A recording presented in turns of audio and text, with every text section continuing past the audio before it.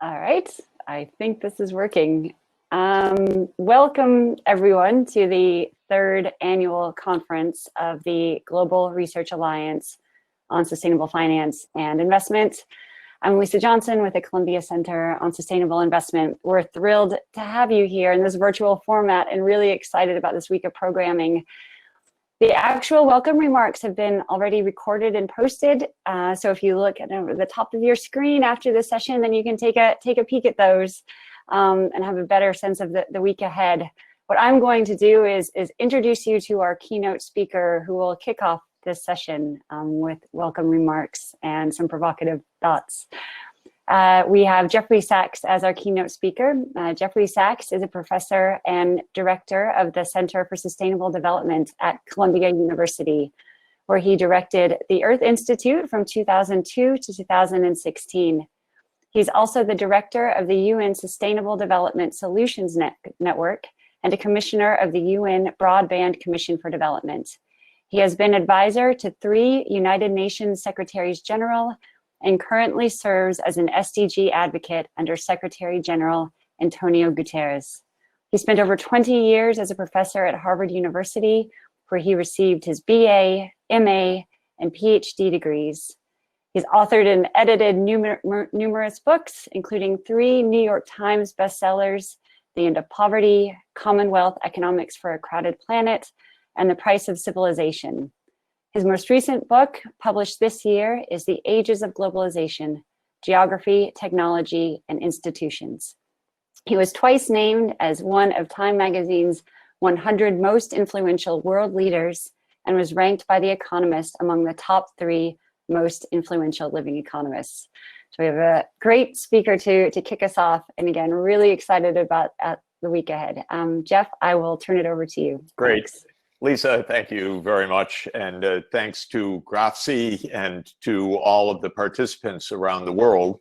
I know we have people starting early on the East Coast of the United States, perhaps even earlier on the West Coast of the United States. Good afternoon to those in Europe, and good evening to people in Asia. Thanks so much to GRASFI for all of the leadership on the challenges of sustainable finance and investment. And I'm especially gratified that this week is taking on through a common thread of almost all the sessions, the challenge of climate change. Certainly one of the greatest societal challenges and one of the great investment challenges that the world faces, and an unsolved problem. So really a perfect topic for a research alliance on sustainable finance and investment. I just have a few opening words before the real shows begin with great panels and great participants. I wanted to set the stage on climate change as a sustainable investment problem, to say a few words about the challenge, why it's so complex, and some of the ways that GRASFI could deal with this issue. Well, we know that we're in the midst of colossal environmental challenges, not least zoonotic diseases like COVID-19, but also the ongoing and ever more dangerous climate change, which is now causing California to be engulfed in massive forest fires once again as we speak. We've known about this challenge for decades, and indeed it's 28 years since the governments of the United Nations signed the UN Framework Convention on Climate Change at the Rio Earth Summit in 1992. But we have not solved the problem. The goal already in 1992 was to stabilize greenhouse gas concentrations in order to avoid dangerous anthropogenic interference in the climate system. We have failed to do that because the dangers are everywhere. It's not just prospective, it's already the current intensification of many crises. And despite 28 years of the UN Framework Convention on Climate Change, we've not stabilized greenhouse gas emissions or their concentration in the atmosphere, and the situation is getting dramatically worse. Diplomatically, a major breakthrough, of course, occurred in December 2015 with the adoption of the Paris Climate Agreement, which aims to keep temperatures below 1.5 degrees Celsius, but we're hurtling towards that limit as well. And within the next few years, unless we have decisive action, we won't accomplish that.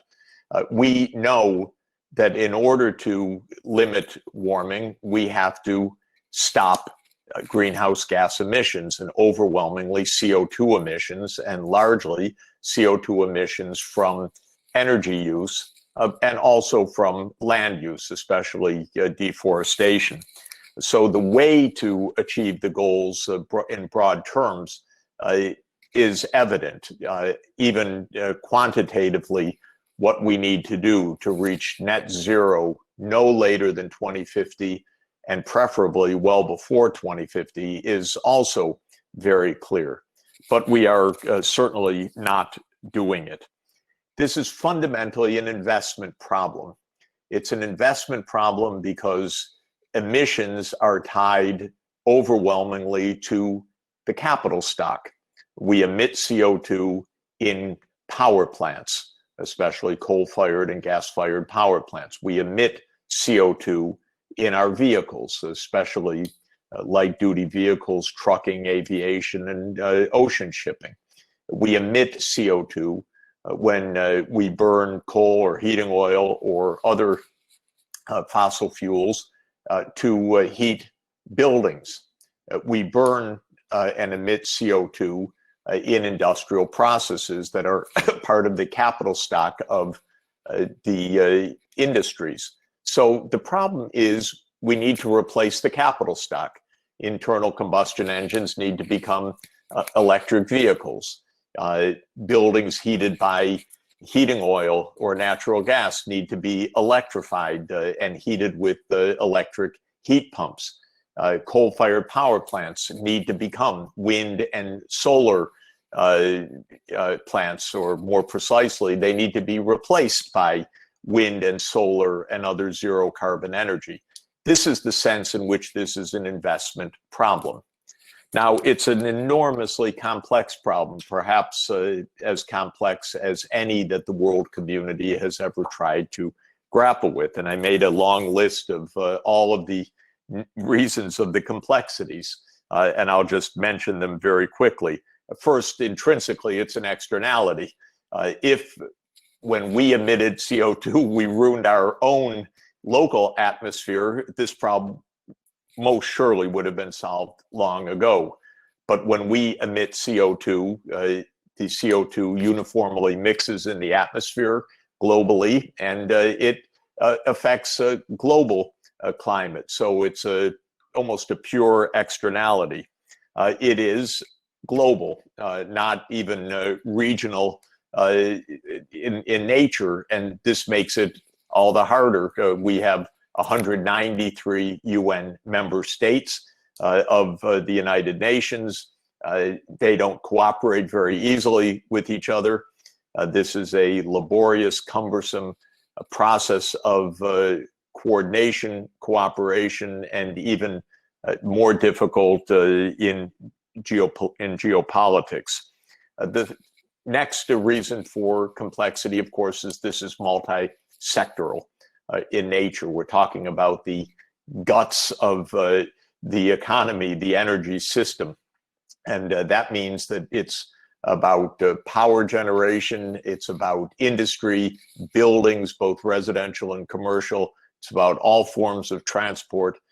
For this reason, this is not an easy transplant of one technology by another. It involves a massive transformation of how economic activity is. This is intergenerational in nature.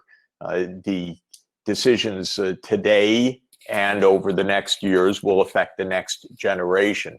Intergenerational problems are inherently difficult. We are not psychologically, politically, socially designed to handle intergenerational challenges like this. Our timescales are out of whack with the timescales of this crisis. The impacts are highly uncertain. We know, though, with very, very high likelihood that they will be severe and possibly devastating. How and when and why droughts, floods, extreme storms, new pathogens, loss of biodiversity, crop failures, and many other implications will emerge, and how they will emerge have continuing uncertainties. There's enormous technological uncertainties. Should we move to synthetic fuels using internal combustion engines, or should we move wholesale to electric vehicles? If it's electric vehicles, is that for light duty vehicles or also for heavy freight? What are the solutions for aviation? What are the solutions for ocean shipping? What are the solutions for metallurgy, especially steel making, or cement, where the direct material transformation of calcium carbonate releases CO2. So there are many, many technological uncertainties, but there is a broad understanding of what pathway is needed, and that is to move from fossil fuels to renewable energy and use that renewable energy either in direct electrification or to make synthetic fuels, but many complicated technology issues. The burdens are felt hugely unequally. Poor people who hardly contributed CO2 emissions and poor countries that hardly contributed to the global crisis often feel the brunt of the crisis. And within any country, there's hugely unequal impacts. This makes it more complicated to reach agreements that in potential improve everybody, but in fact may affect one group differentially to another.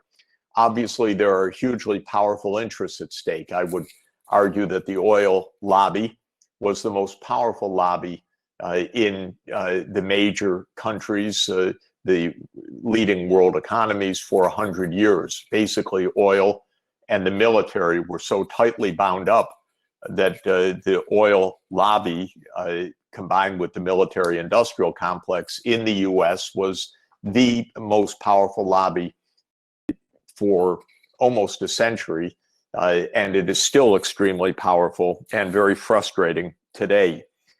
The public does not understand most of these issues. Indeed, to master these issues requires years and years of study and a handy expert engineer at your side to help translate all along the way. Without shared public understanding, it is hard to get a public consensus. And finally, energy and technology systems are indeed systems of component parts that are complementary. Having electric vehicles without having a clean power grid, for example, doesn't really solve emissions problems. We need to connect the transport and the power. We need to connect the power generation, the land use, the transmission system. In other words, many complementary parts, some of which are public, some of which are private, some of which are competitive, some of which are natural monopolies. And this makes all of this process very complex. Well, these are just some of the reasons why, despite the urgency and despite a treaty in place for 28 years, we are absolutely still headed to disaster and have not been able to change course. And into this morass walks GRASFI this week, which is to look at how the investment principles, rules of behavior, governance structures, regulation can change the picture. And because climate change is fundamentally an investment problem of replacing one kind of capital stock with embedded technologies with a new kind of capital stock, moving from a fossil fuel-based capital stock to a renewable energy or electrification-based capital stock, it's natural that a global research alliance for sustainable finance and investment should have climate change front and center of the agenda. Multiple points of entry for GRASFI, and I'm delighted that this week is going to consider many of them, many different perspectives. In general, when there are many different perspectives, they're all correct to some extent. In a complex picture, there are at least niches for many, many different approaches rather than one magic bullet. There is no single policy answer or no single response of investment regulation and governance that will be decisive, but many different points of entry or ways to intervene. Let me mention a few of them that you'll be discussing this week and then close with my own summary thoughts on this. First is to change the nature of the corporation itself. Because we have an externality, free disposal of CO2, companies to maximize their market value, ignore or even maximize their CO2 emissions for free into the atmosphere. One strategy is to change the corporate purpose so that corporations have as a guiding principle or guiding purpose, do no harm. And so a benefit corporation may say, we want to maximize value, but not by imposing externalities on others, including the externality of fossil fuel use and CO2 emissions. So the whole corporate governance idea is key here. We have skeptics who say, no, companies should be told, make profits and then set the right regulatory environment for them. We have others, and I'm in that camp, who say companies should have self-control, should have ethics that go beyond regulation to say do no harm, and that can be enshrined even in the corporate charter. So public benefit corporation style versus shareholder maximization style. That's entry point number one. Entry point number two is straightforward corporate liability. When you have an externality, in principle, you can think of it as a tort. When somebody emits CO2, they are disturbing someone else who has a right to a safe environment. There is a whole field of litigation, which will be discussed, in which companies are being sued. My view is bravo, sue ExxonMobil, Chevron, ConocoPhillips, and other companies for neglecting the harms that they're causing and for lying about them relentlessly. But this corporate litigation or class action or public nuisance direction is very difficult. It's even preempted by legislation and other legal principles, so it's not proven to be a decisive breakthrough in the United States, though it is having its impact in the US and has had an even bigger impact elsewhere where environmental rights are enshrined in as constitutional rights. But the corporate liability direction should definitely be considered. The third area is ESG investing, of course, and that involves a whole host of topics that will be discussed, especially the nature and purpose of ESG investing, fiduciary responsibilities of asset managers, and disclosure requirements. A fourth direction, of course, the one that economists long favored following the British economist Pigou, is correcting market prices, mainly by putting on a carbon tax or some equivalent to a carbon tax. This has proved to be extraordinarily frustrating and difficult. Difficult from a political economy point of view because these are redistributive taxes, sometimes arbitrarily redistributive. They tax old decisions, not just future decisions. They don't necessarily send powerful signals for future investment decisions. They don't necessarily elicit a supply side response. But market pricing is on the table. A fifth area for GRASFI is to consider new green asset classes. For example, green bonds and green infrastructure as a new way to proceed. Of course, green bonds are rising, but what they mean, are they real? Are they mere window dressing, or truly incremental investing is a big discussion. What about private finance of public infrastructure, or private finance of infrastructure more generally? In what sense can this be done? How can pension funds, insurance funds, and other patient capital be moved into funding not only infrastructure, but specifically green infrastructure? A sixth area is simply direct regulation of investment. You will to build a new coal-fired power plant. You will not be able to sell an internal combustion engine light-duty vehicle. This is the way that the ozone depletion problem was addressed in the Montreal Protocol. Thou shalt not produce or use chlorofluorocarbons. I'm in favor of that direct regulation. Many economists are not. They say it's less efficient than prices.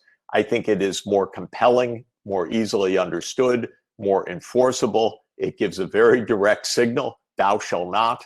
And I believe that there's a big role in investment for direct quantity regulation. And the seventh area that I would mention is direct public investment. The public sector buys a lot of things. It owns a lot of buildings. It has big transport fleets. It runs militaries. Public capital makes a big difference. Demonstration projects in the government area make a big difference. Governments own a lot of land. All of this adds up to a major direct role for public investment as well. Well, these are the topics you're going to discuss. I didn't think it was fair to settle all of the issues in the first 25 minutes, so I'm going to leave those as topics for debate and discussion. But just to say that those 7 categories all have their role, I believe, in a more complex setting. And that's where I'll end. I don't believe we will succeed without plans of action. Comprehensive and holistic government plans that incorporate the role of private investors within those comprehensive public plans. And I want to close by commending the European Union in particular for adopting this year the European Green Deal, which is a complex framework, multi-part, multi-sector, for decarbonizing the energy system by mid-century, for moving to circular economy, for moving to sustainable land use and the new farm to fork strategy of the European Union, and for backing it up with public financing, a new 750 billion euro fund. This is the kind of holistic framework in the end that I think will be needed. And within that, all of the issues of corporate purpose, ESG investing, market pricing, green asset classes, quantity regulations, and the rest can find their place. Let me thank you for the chance to share a few opening words with you. Best wishes on a week of intensive deliberation. The topic is so important and so timely. This network is so vital. Please come up with very important, creative, and holistic approaches to this great global challenge. Thank you very, very much.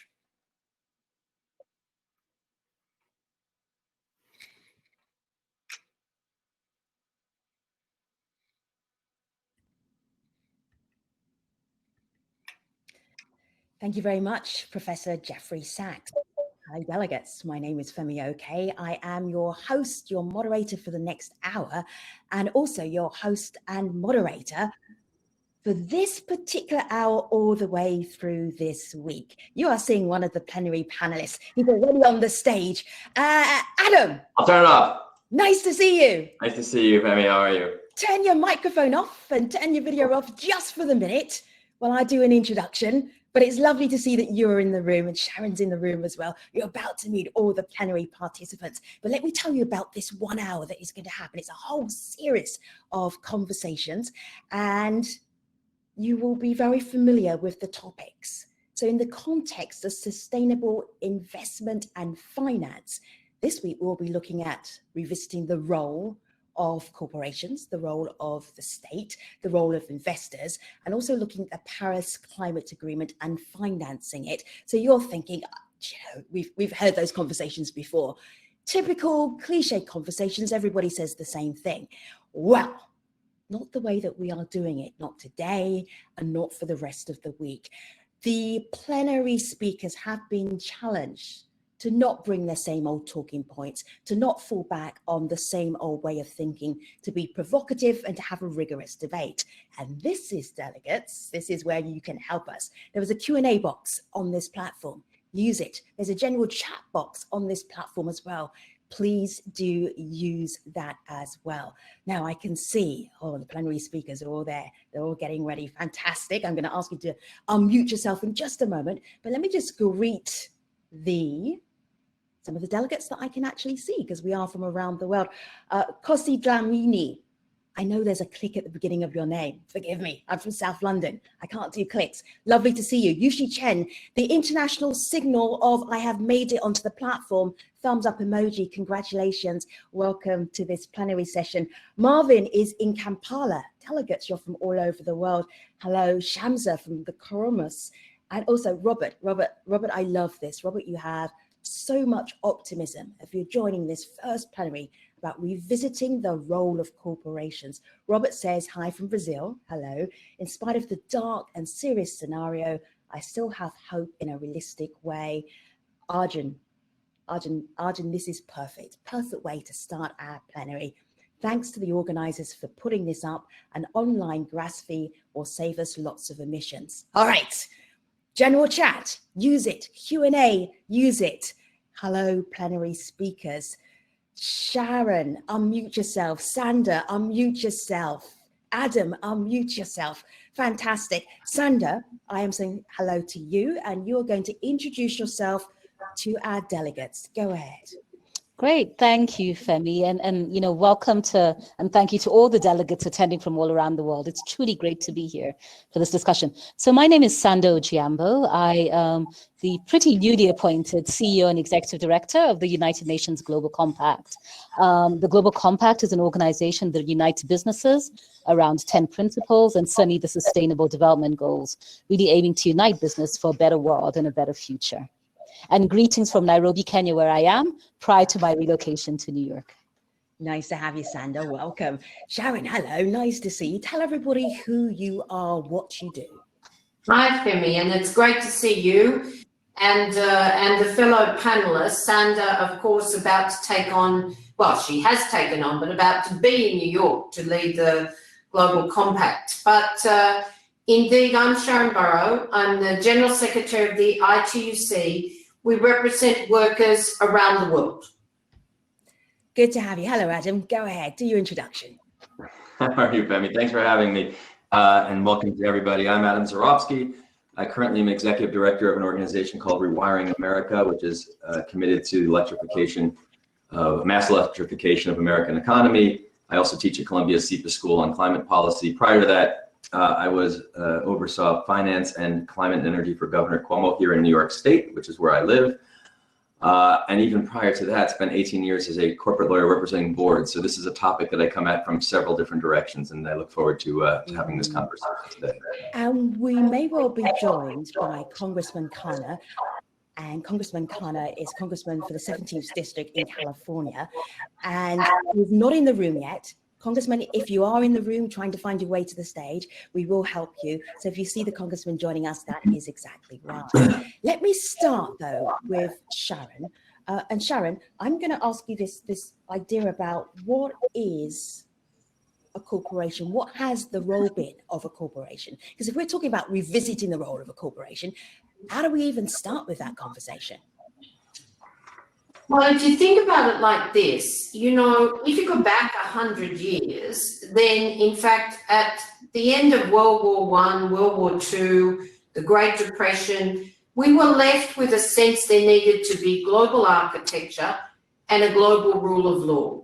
The birth of the ILO to set a global floor of rights for workers and social justice, and indeed the UN and its agencies developed over the decade. Multilateralism had a role, and corporations had to live within that.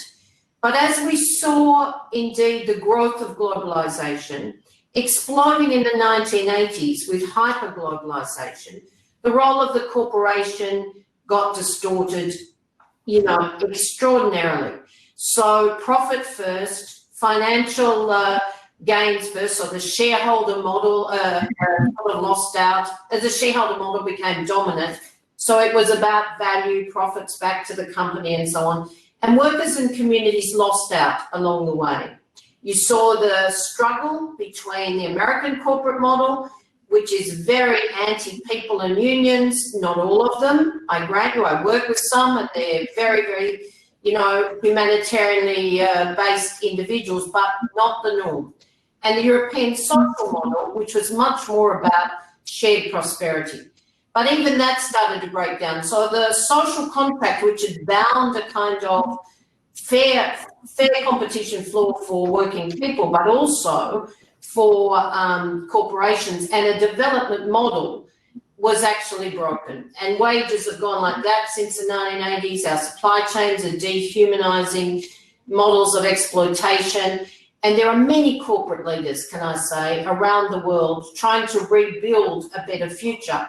But the odds are stacked against them when political will is still driven by profit, profit, profit, and people have become excluded from the centre. And as Jeff said, that also means, of course, climate, because the destruction of the social model for people, which is about fair wages, social protection, proper benefits, and of course, environmental sustainability, is now at the point where we have a crisis in growth, a broken global labour market, and indeed a broken use of our resource base. So it has to shift. Adam, what did you just write down? I'm writing my notes about this. Thank you for, nothing quite like the Zoom. No, I come at this, it's interesting, and obviously what Sharan describes is historically accurate and has a lot of power to it. I think the one perspective perhaps that brings this is a philosophical one. I mean, we start with the question of what is the purpose of corporation? And I like to think of the question a little slightly differently. I like to think of it as, why do we have corporations? And that's a slightly different question because it suggests that corporations themselves they're not ends in themselves. It's not like corporations are beings that should have purpose outside the context of their purpose relative to society and us. And we created them. I like to tell my students, I like to remind them, when Moses came down the mountain after his talk with God, it's not like he held the Delaware General Business Laws on the tablets. This is not given from on high. This is something we created. And thinking of it that way, I think has a lot of power and has a lot of effect, because it begs the next question, which is, well, why did we create these things? And are these things as an institution serving the purposes for which they were created? And so for me, viewing it through that lens opens up, and we can get into some of this as we get to this discussion, but opens up a tremendous amount of interesting questions. It opens up a tremendous amount of opportunity for revisiting this. And it also opens up a number of potentially controversial, but nonetheless, I think important discussions around what it means to serve social utility, what it means to have corporations that are helping society. Is it creating the most good and letting other people divide the slices? Or is it thinking about this different slices and different portions of the bounties that come from this sort of entity proactively? So anyway, happy to go into any of that, but I was sort of making a note back to my, if Sharon's coming at it from a historical perspective, I think we should also add a little philosophy in too, because I think that's going to be important, thinking about just what it is these things are, and how does that play into our thinking around what they should be. Sanda, let me just bring you in here. You work with corporations, you work with companies. Our conversation assumes that there is something wrong with the way they're operating. Why do you start with this conversation? Yeah, and I'll pick up from where I think Sharon, so ably pointed out what the history has been of businesses as they go along. And it's certainly been an evolution, I think, both in terms of business conscience as well as of customer expectation. I would sum it up by saying, in my view, the business of business is no longer simply business. Business really has to engage in some form of business benefit, but coupled with societal transformation. The role of business is such that business can't exist when society around it is failing. It doesn't make sense. And I think there's been a fundamental shift in those dynamics to date. And so as Adam has said, I mean, there's many layers that you can go into in terms of the philosophy of business, in terms of the purpose of business, the existence of business. But I think if I tie it back even to finances and what the markets show us, businesses that really take sustainable business approaches, principle-led business approaches to heart, tend to have more longevity, tend to have greater investor interest. So it's clear that there has been an evolution over time. Sometimes it's felt like a revolution because leaders have been called to take really strong moral and ethical stands on a couple of things. And really that's what the compacts, and I think a lot of, the businesses around the table, do stand for. But business has fundamentally changed since the very beginning. The idea of a business existing to make money for its shareholders, and then the idea of a business could do so much better. Sharan, how does a business do better? How do we change the way corporations are doing business? I'm going to focus in a little bit on your work and your work with workers, because that is a huge general question. But I also want to ask all of our plenary speakers, we're getting a little bit of feedback from one of our microphones. It may be that we don't all have headphones on. So if you're not speaking, will you just mute yourself? And then I think that will improve our sound quality immensely. Sharan, you pick up. So I thought Adam's notion about philosophy, or we would say values, is really important. If you start from a base of values, should in fact we be able to invest in corporations? Yes. Should shareholders be able to get a moderate and sustainable return on their investment? Yes, but not at the expense of exploitation. And if you look at the shift for some companies to purposeful companies, I'm thinking at the moment of Danone with its CEO, Emmanuel Faber, who is driving, a quest for this and has deep respect because they're moving to a stakeholder model of capitalism. Now, those words don't mean anything if you don't actually understand what the value set is. But if people are at the centre, communities are at the centre, and of course, for us, employment and climate action go hand in hand because there are no jobs on a dead planet. Our economic structures rape the planet to date, and even though it's very painful for workers, we have to transition in every sector. So as we come out of this crisis, on top of the existing crisis of inequality, climate action, exclusion based on race or gender or migrant status, then we have to indeed build, and I love Sanda's comment the other day, build forward better. Now that means having shared values. Indeed, in Brazil, a country with not a lot of hope, yesterday on its Independence Day, actually their former president, Lula, gave this incredible speech which says it better than me. He says, we need to build a new social contract. That's usually my mantra, but he says where people have rights and prosperity is shared. That's a pretty good basis on which to say to corporations, test your business management, test your purpose, test your set of values and through the operations. But they shouldn't have to do it alone, Femi. And indeed, we demand mandated due diligence, which provides that measure of justice by, just as companies would do financial risk or environmental risk, we would hope they need to do human rights, labour rights risk. Where's the risk of violations? But then they need to set up the grievance procedures for remedy. But we can help, others can help them. Nobody's perfect, but if you have a shared set of values, if you're prepared to mainstream those and the tools to live that mantra through your business planning, you can start with the global compact principles. They're pretty good. It's just that they're not operationalized. in the way we now need every corporation and every investor to demand. I mean, we have about 30, maybe 40 now, I was going to say 37 or 8, but about $40 trillion invested in the global economy. Our pension funds for workers around the world. We want companies to look after their workers with good jobs and fair wages and decent conditions, but we also want them to make sure that their communities aren't lost in the transitions we have to make.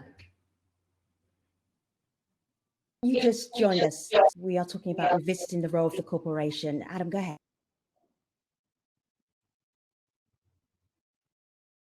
I was going to say, you know, you asked the question, Femi, about the premise here that something's wrong. And I just want to sort of spend a minute talking about that as to what that is. And then that goes to the question of, I think we're picking up on Sharon's point, taking the US as an example, you know, I don't think there's any scenario in which you could say, no matter what the circumstances, whether it's a COVID pandemic or whatever, that 30 million people lose their jobs in 1 month is a system that is inherently structurally flawed, because there should not be a economic system in which that much pain can be moved from one group of people, that is to say shareholders, to another group of people, workers, no matter the circumstances. And of course, what happens afterwards, and happened here and it's continuing now, is the costs of that get socialized, right? Government has to step in. So this is the externalities problem that's at the core of what we're talking about here. When you set up a corporate structure to create wealth for one group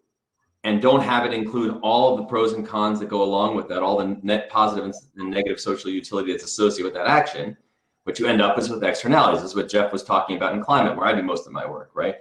And so the problem we're talking about is externalities. You have a structure that has at its core limited liability. That is why corporations, that is the big carrot for corporations to incorporate. That creates increased risk taking, which we think of as a good thing, because it allows, you know, folks who are just partnerships wouldn't extend themselves that way, perhaps for fear of losing everything, right? So there's benefit to this concept of limited liability, which is why we created this form. But very rarely do we say, oh, those benefits are kind of interesting, but the costs, the social costs here are higher. How do we get those two back in balance? And so I just wanted to, the only point that comes out of that I think is worth talking about, and this may be slightly controversial in this group, but I think it's worth saying. Adam, so you said all of that and there was only one that was worth talking about. Which is? You said all of that and there was only one point that was worth talking about. There's a lot, but let me make this one last one, and then we'll talk about it, because I want to just set the table this way, because I may be contrarian voice here slightly, which is, we then talk about shareholder versus stakeholder capitalism, and I'm a proponent of stakeholder capitalism. I think it is an attempt, not potentially a perfect attempt, but an attempt to capture some of those externalities that we talked about, those other costs, and bring them into the thinking of the corporation. But let's be clear, stakeholder capitalism is still a closed loop system. The only people who are stakeholders to the corporation are people who have direct interactions with it. Society at large does not necessarily have a voice in the stakeholder conversation either. And I'll give you an example, and one that Jeff and I actually talked about a year ago, which is JP Morgan. Jamie Dimon, and I have nothing against him or the company, signed the BRT statement that talks about stakeholder capitalism, and it's fantastic, and I think that's great leadership. And JP Morgan, by all accounts, is a pretty good stakeholder company. It is also, by far, the leading financer of fossil fuel exploration and infrastructure, which has nothing to do with its customers, its employees, the way it treats its employees, or any of the things we would consider on a stakeholder capitalism model. But it does have tremendous negative externalities for the world. And so the question is, even if one has a stakeholder model that is perhaps better than a shareholder model at trying to capture that balance between costs and benefits and pros and cons and its positive and negative utility, let's not necessarily just say, oh, because it's stakeholder capitalism, it solves the problem. The problem is still balancing and internalizing to the corporations and the decisions all the utility of its decision. That's why we have these entities, to create more social utility rather than less. So I only throw it out there and say it's slightly controversial, only because I think stakeholder capitalism is a helpful move, and I am a big fan of it, but I also don't think we should forget it still has the same fundamental problem, potentially, just at maybe a lesser scale, and it's a direct move in the right direction. No, I agree totally, Femi, with Adam, that it's a good move, but it's almost like a smokescreen, because, as we would say, it's a good step, but not sufficient. But can I tell you that investors, and it's not just Jamie Dimon, but investors across the board still invest in corporations that don't meet the test of the global compact principles, the human rights, rule of law or labour rights, and they do it consciously without asking the due diligence questions of companies. So they're just as guilty, probably more so, of promoting a model which is profit at any cost. And the victims of that are sadly people, our communities, and our environment. And that's what has to shift. Just thinking about the UN Global Compact. Sharan, would you mute yourself just for a moment, please? I think that's where the echo is coming from, if that's possible. Sanda, I'm just thinking about the UN Global Compact, and the bar for entry is pretty low. It's a commitment to the SDGs, very important for our development framework. But what about the ethics of the companies themselves? Do you check? Is it important? Are the SDGs more important than the bar for entry? Because aren't you making companies and corporations feel that they're doing good without deeper examination? Yeah, and thanks, Femi. I mean, that's a question we get asked a lot of the time, and we have done over the last couple of years a couple of measures to really raise that bar, rather raise the floor, because the intention is not to create a club or a place where you can come and party. You need to be accountable for what you bring to the table. Certainly, I think the example that Adam just laid out about great company but doing other things on the side outside of the stakeholder model is really it. So, what we do in the Global Compact is, allow companies to become members, but then work with them on a continuous improvement process around how you improve your approaches and your principles and your work, certainly around human rights, around labor rights, around environment, and around anti-corruption. It's not a black or white. I think it's about, this is where we are right now. This is what our issues are. And that actually is at the heart of true and transparent and frank sustainability reporting. It's about acknowledging that your business is in a process of evolution, certainly revolution in some cases, and then looking at how together with the Global Compact we can make steps. What we have done over time is delist some companies when they have been, a couple of key issues that really go against the grain and the principles of the Global Compact. But, I think our goal right now is to raise the bar in terms of the offering, in terms of the reporting, in terms of the accountability and the integrity of the Global Compact as a whole. So how are you raising the bar? Because obviously this is criticism of the UN Global Compact, which does amazing work. It makes companies feel like we're doing the right thing, we're trendy, we're cool, we're edgy, like we know what the SDGs are. But how are you raising the bar? Are you kicking some people out? I wish all the businesses had your excitement. For me, it's really cool. It's a lot of hard work. Before I joined the Compact, I used to work at a company that was a member of the Global Compact. It's a lot of hard work. It's not the easiest party to slide into. There's a lot of responsibility around the platforms and the programs that you join. And as I say, there's the annual reporting that is now actually under review. We're making a lot more stringent and a lot more metrics based. And as I say, we do take a keen look at some of the integrity measures around our work. For example, Sanda. For example, go ahead. What are you looking at that is critical? How do you say, well, this company's not quite there yet. Go away and do better, and then come back later. You're not going to say that. You're never going to say that. We are certainly. Really? We are. We are. And right. I know I was turning a microphone on, but I know it's been done. So, and Sharan has been on our board for quite a while, so she's probably been part of these difficult discussions. Yeah. But I do think, Femi, for an organization like ours to maintain its integrity, it is important to lay down what some of those standards and principles will be, because certainly this is not an open. The Global Compact does not exist as a place to make companies feel good. It exists as a place to make companies feel responsible. And with that responsibility comes obligation, and it comes obligation that is driven by the CEO, it's driven by stakeholders, and certainly we hope that we'll frame it within the work and the context of the Global Compact. All right, Sharan, go and put your microphone on again. We're making her have a little bit of a workout. Go ahead, Sharan. Was Sanda's leadership, because she's seen it all. It's very easy for people to talk about the role of corporations from a Anglo perspective and, you know, and a Northern investor-driven perspective. But Sanda's worked in the heart of countries still struggling to develop to any level of inclusion, shared prosperity. And we have great hope that indeed, you know, the verification measures that she understands will actually drive these companies to be better and more committed to the principles, to actually operationalise them.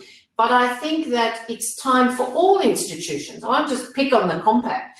From our perspective, you know, the UN was set up, the Universal, you know, Declaration of Human Rights, without, frankly, voices like Michelle Bachelet and, you know, Guterres, yes, but he's stretched right across here, Guy Ryder from the ILO, but they're thin. They're really thin voices about what kind of values are shared, not just in the way we talk and empathise with people, but in the rule of law. Our rule of law is broken down. And if corporations think about the world in which demand is created, then in my world, 60% of the global labour force is informal. You don't go to work on any one day, desperation driven, you don't earn any money, you actually don't survive, and neither does your family. 1.6 billion right now, because of the impact of COVID-19 and the prevailing crisis, are facing destitution every day. And 40% are in the more formal sector, where there should be more security, but a third of those workers face precarity every day. That's not a model we can manage going forward.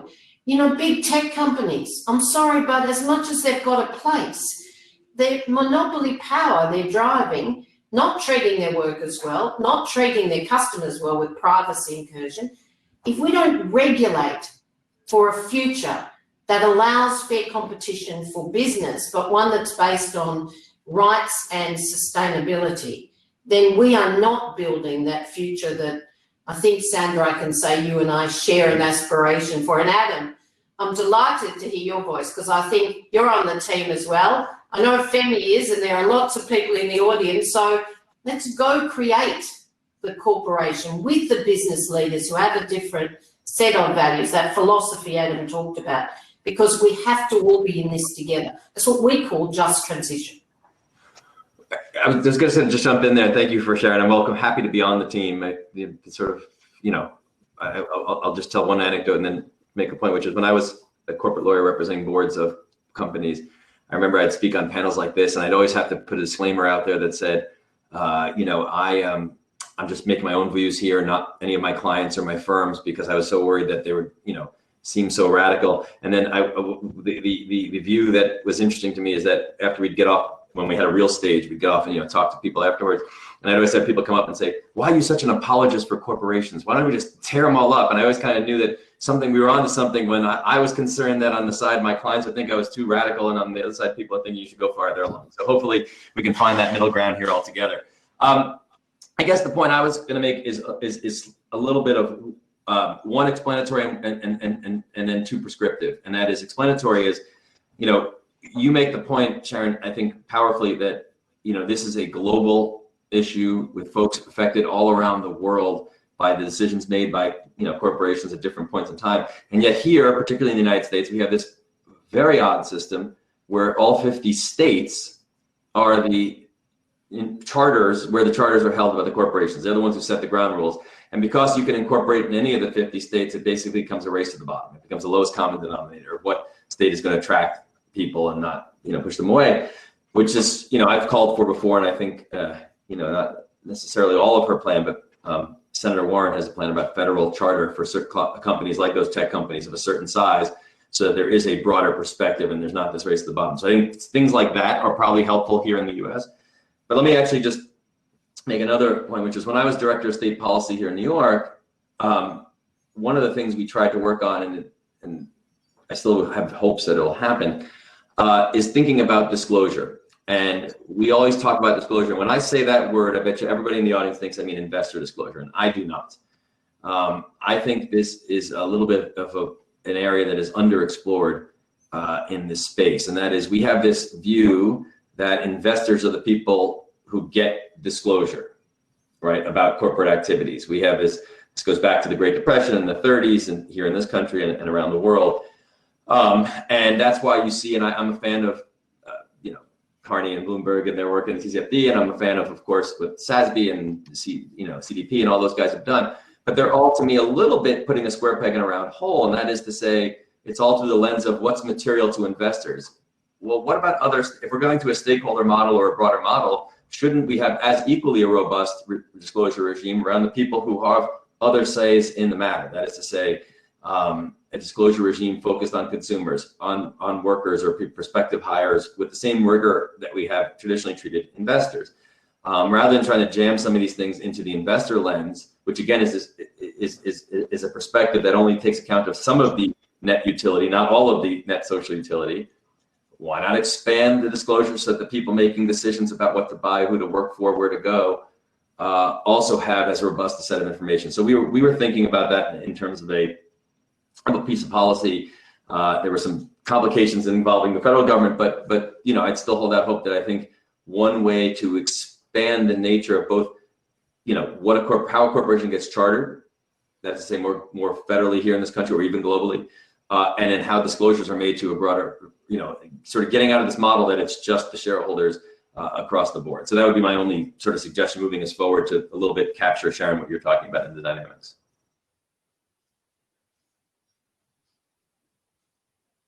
Ooh, looks like Femi's left. We may have lost our moderator. Moderator.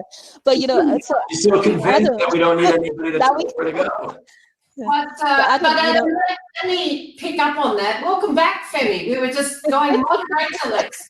But Adam, that's exactly right. We are very worried about the breakdown in trust in democracy. If people are if they're angry because they're in despair, and we've seen all sorts of pockets of anger pre and post COVID, the Black Lives Matter movement, the women's movement, all around the world, because people are feeling despair, exclusion, anger.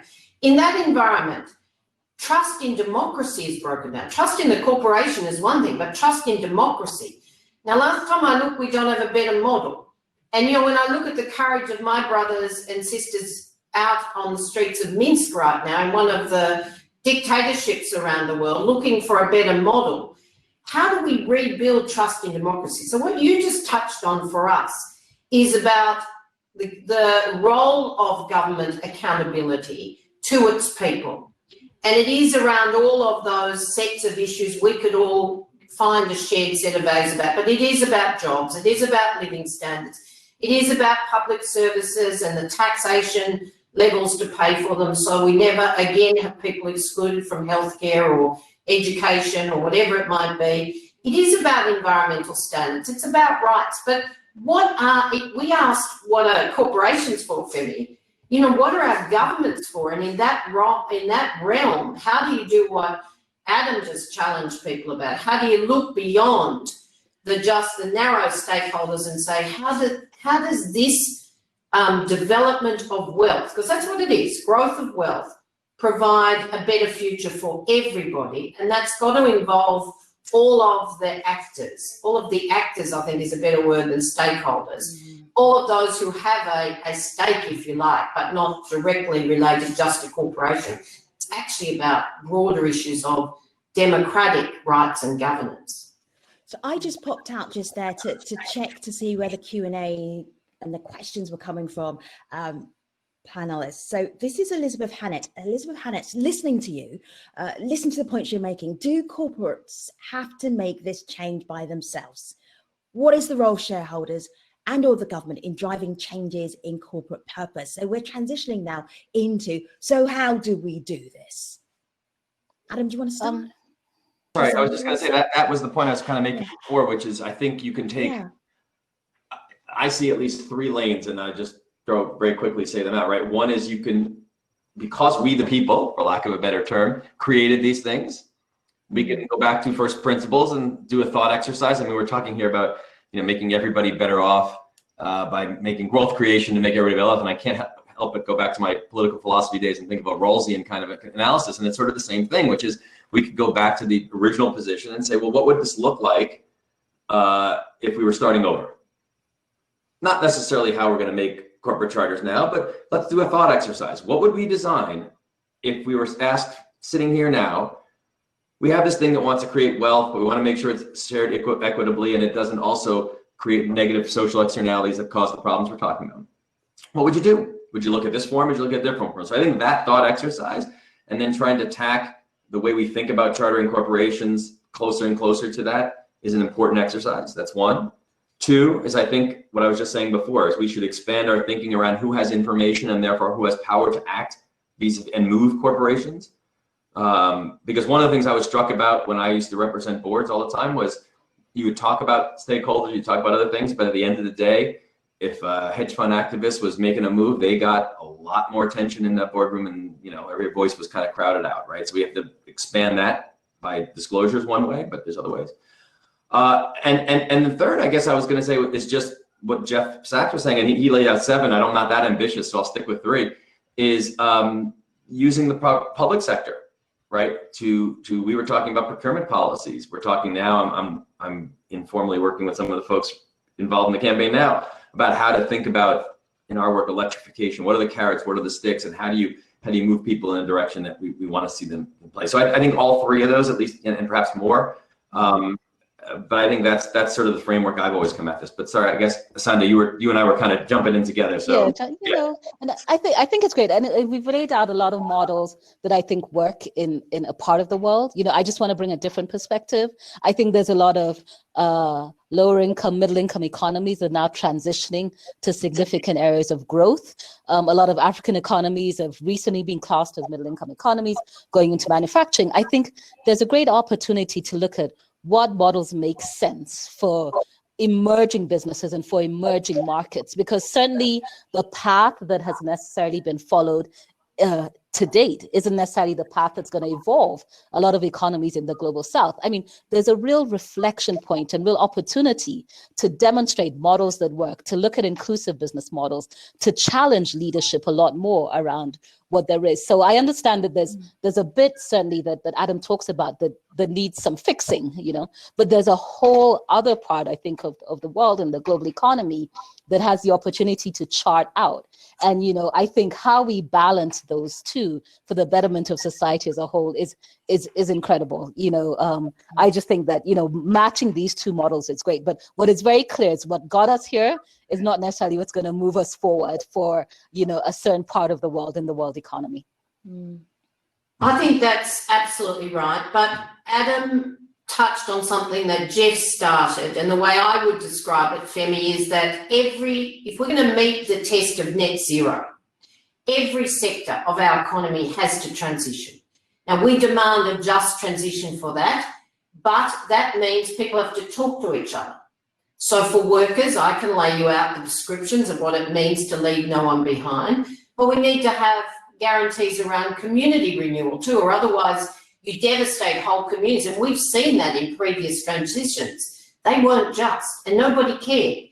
You'd move on to the next big, investment area, the next big manufacturing, gold rush, whatever it was. So the public sector is back. Now, what that looks like, I think we've got a lot of talking to do. But if we do this together, if you take heavy industry, for example, and every industry has to transition, then that requires employers, it requires workers, obviously, it requires investors and governments, but industry policy's back.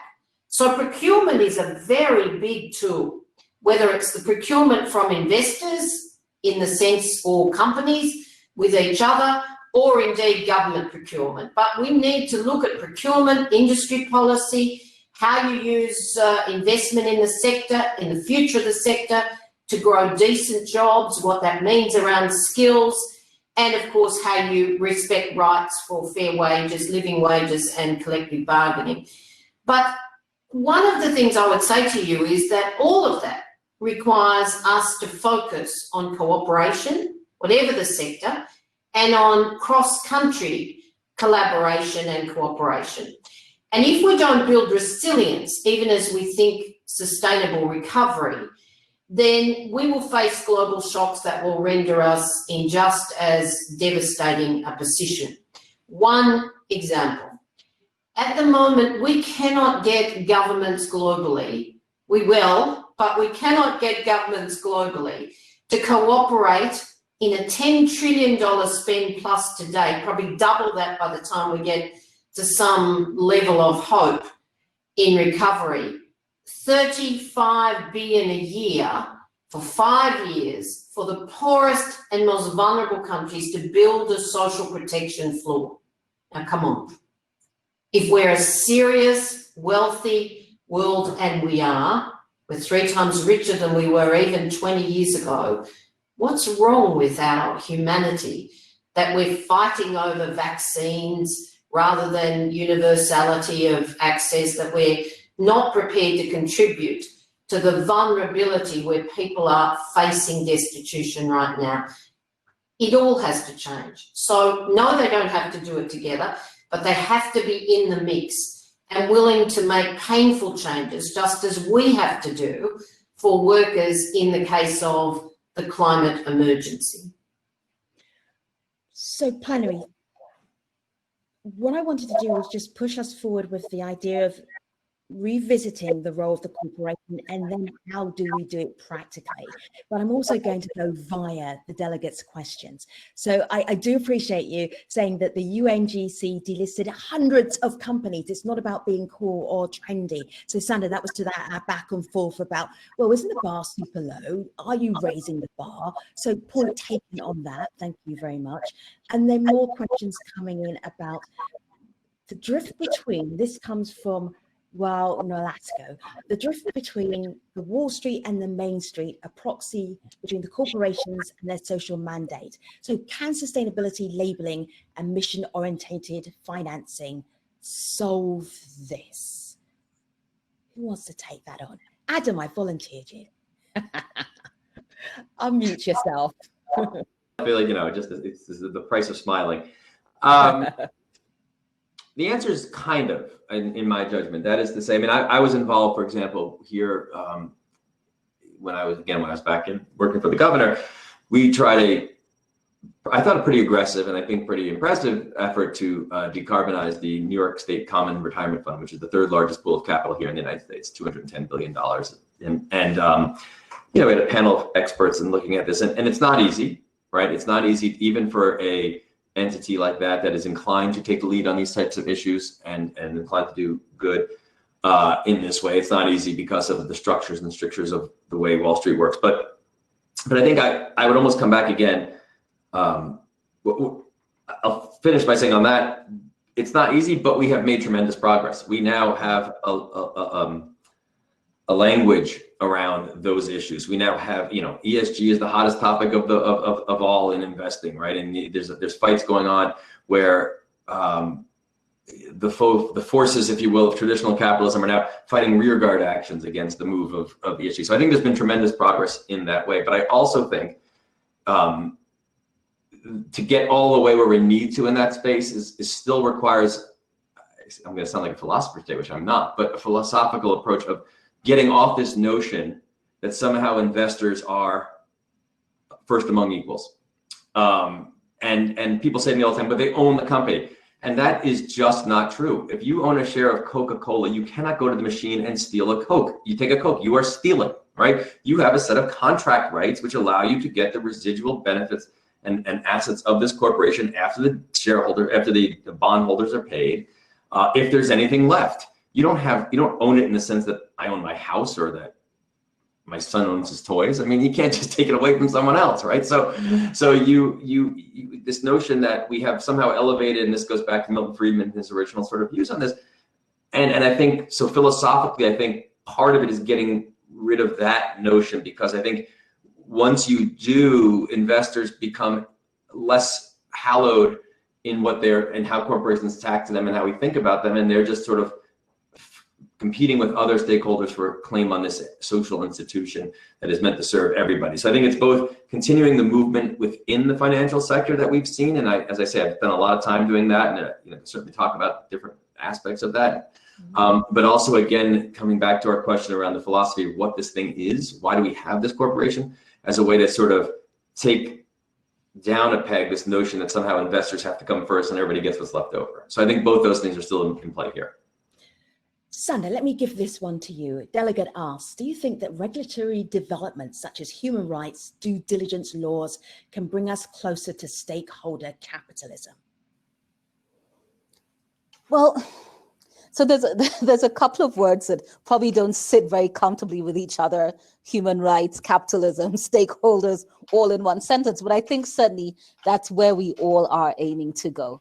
Look, my view is that the business world is evolving. I think the lot more interrogation that there is, the lot more hard questions, the more leadership challenges that we have, the more leaders we have sticking their necks out to take positions, the further along we go. But it's not that simple. I feel that there's, it's not logical, it's not, sequential, it's not one-dimensional either. I think there's a couple of things that do need to happen in concert at multiple layers for things to happen. And I think also more importantly, I think Sharan alluded to this earlier, is what really is the role of government in all of this. I think, it's one thing to say you have business all well aligned and well intentioned, but things change for economies and for humanity when public sector and private sector suddenly work all together. So for me, it's great that there's a dynamic regulatory environment. It's great that there's more interrogation. It's great that there is, a greater lens on human rights and on labor rights and all of that. But then again, and I think one of the panelists said this in the beginning, business does not exist as an end in and of itself. So for us to achieve that business benefit and societal transformation that we're looking for, there's a lot of factors that have to come into play together. And I think that for me is the ultimate. When business is at a state where it's ready and able to engage, when public sector feels that it can engage and provide that enabling environment for business, certainly there's the rights movement and there's civil society. And we need all of that really working in concert for us to really get to where we want to be as humanity. I think that Sanda and Adam between them have actually captured some of the key elements. How do you get those things in alignment? How do you get a CEO to care as much about the plight of a worker in their supply chains or the environmental damage of a chemical spill or whatever it might be as they do the books they're served up to? Now, I don't always blame CEOs because, frankly, the way they're structured, the companies are structured, it often keeps the bad news from the boss. I know I've found terrible conditions for CEOs I knew personally were decent humanitarians, and I've taken them to them and said, this exists in your supply chain. And they've said, no, it's not possible. I said, yeah, you want to meet the workers or the woman or the whatever the case is. And so there is a need for transparency, which is where due diligence, business and human rights fit in. And we argue, unless it's mandated, you will not have a level playing field and you will not have the rule of law behind. Now, it's not for us, or not for me anyway, about sanctions. And I think Adam touched on this also around investors. It's about shifting the responsibility so everybody can actually expose with confidence the reality of what's going on, where profit is driven and what damage that does. And I just say on two things, Adam touched on the global architecture we still need beyond just a UN treaty on business and human rights and mandated due diligence, which by the way, the EU has. And that's the financial sector. And there are two elements to this. This afternoon I'll talk to the UN finance ministers, but we need to recognise we didn't finish the regulation on finance. Too big to fail companies, still not complete. The taxation environment, part of the way there, not totally way there. What do we do about digital taxation on big corporations? But we now say there are also companies that, like the too big to fail banks, are too big to touch. So governments have to work together because alone they can't actually regulate in the interests of business and fair competition or workers or communities and their environment. And finally, on this point, we need a different approach to finance. If we're going to recover from this, first of all, and the business community, I'm very proud to say John Denton and the ICC, and we have a mutual commitment to seeing debt relief for the poorest countries extended to 2 years. Let's end the futile conditionality and put the SDGs, investment in SDG-related matters, as the only condition. And then secondly, we want to see patient capital. Now, investors should be in that mix too. We've been preaching patient capital, but also patient debt. The EU's opened the door for this. And remember, going right back to what Adam said, the EU Commission has tried to put a values base under its recovery plans. One is, of course, the social pillar of rights. The second is the Green Deal, and so a sustainable future. And the third is just transition. Now, you put those things together, you put people, communities in the mix, and then companies have to understand we're in a different board game and they need to be part of this. I'm just thinking, Plenary, about our global pandemic that we're in right now. Adam mentioned the idea of if we had another chance to build corporations like a clean slate, what would we do? How would we make them? I am wondering if COVID-19 and the way that business has diminished, business is shut down, is that the clean slate? Do we have that opportunity to build, Sanda, what was your phrase? Build forward better. Is that where we are right now? Is this an extraordinary opportunity out of a crisis? Can you build forward better, for sure? But you know what I would say is that the words not to be taken lightly. A lot of businesses have suffered extreme financial distress. I mean, you know, if you look at, and I'll just talk about perhaps the small and medium sector. I'm sure Adam has a good hold on big business here. Millions of SMEs have shut down. Millions of people around the world have lost jobs. So the build back, it's not as simple as sort of getting up, dusting your coat and walking back into the business arena. My primary concern around this really is what happens with the large amounts of significant, you know, government and economic stimulus, and how that really is used in a just and equitable way to really build forward better to some extent, because something has to change around the ways in which business can now access capital and make sure that they're able to truly rebuild as a start. You know, bigger businesses may have had a lot more resiliency built into them through this, but certainly there have been lots of shifts and lots of challenges. It's a rebuild that I don't take lightly. I think it's very important to have a model that certainly demonstrates what this new and inclusive and just business will look like. But Femi, as you throw to Adam, I agree with Sanda 100% that the risk for SMEs is enormous, and the business community understands that. But you know what we were shocked about is, just as there was greater liquidity demanded of the banks out of the 2008-09 crisis, you know, we've found major corporations who work with us regularly, you know, who have good relations with their global unions, who did not have the financial base with the lockdown for 3 months of operating expenses, could not pay, some would not, but most who were decent could not pay those orders they'd already put in for their supply chains in vulnerable manufacturing sectors, and then weren't in a position to commit to forward orders in order to actually retain business continuity. So we're going to have to look at the resilience of capital in terms of, you know, the equity base or the savings base, or whatever word you want to put on it, that companies should have to have as well. I share that view, and I think this SME issue is absolutely critical and lost a little in the conversation because it's not sort of the shiny, you know, the big things that people see. The only comment I'd make to your question, which I think is a great one, Femi, about is now the time.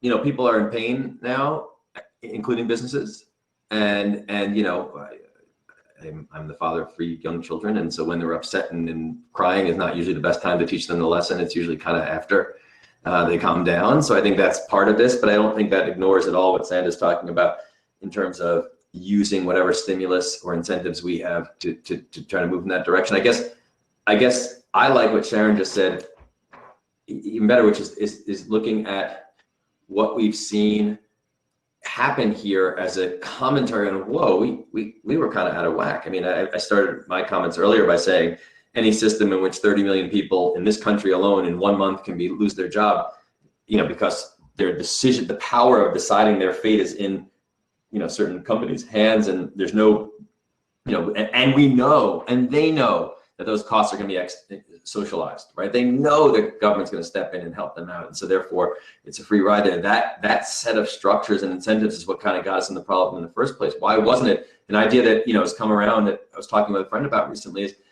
I used to be part of the regulatory infrastructure of our insurance industry here in the state, and there's always reserve capital.